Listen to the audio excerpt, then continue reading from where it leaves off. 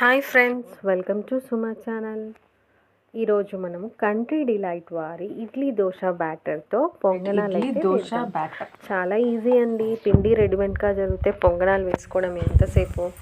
So ముందుగా ఆ పిండిలో సాల్ట్, పుదీనా, కొత్తిమీర, ఉల్లిపాయ, పచ్చిమిర్చి చిన్న చిన్నగా కట్ చేసేసి వేసుకోవాలి.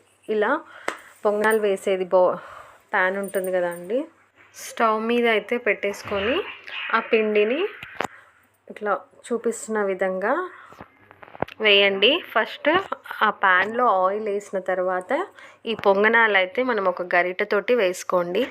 అలా ఒక 10 minutes అలా పెట్టి వదిలేయాలండి. మనకైతే చూడండి ఇలా అవుతాయి. సో తిప్పి ఒక 5 minutes పెట్టేసేసి సర్వ్ చేసుకోవడమే. చూడండి ఎంత చక్కగా వచ్చాయో మన పొంగనాలు. సో వీటినే గుంట పొంగనాలు అని కూడా అంటారు. చూడండి ఎంత మెత్తగా ఉన్నాయి. పిల్లలకి ఈ విధంగా స్కూల్ నుంచి వచ్చాక ఇలా స్నాక్స్ చేసి పెట్టండి. Thank you for watching.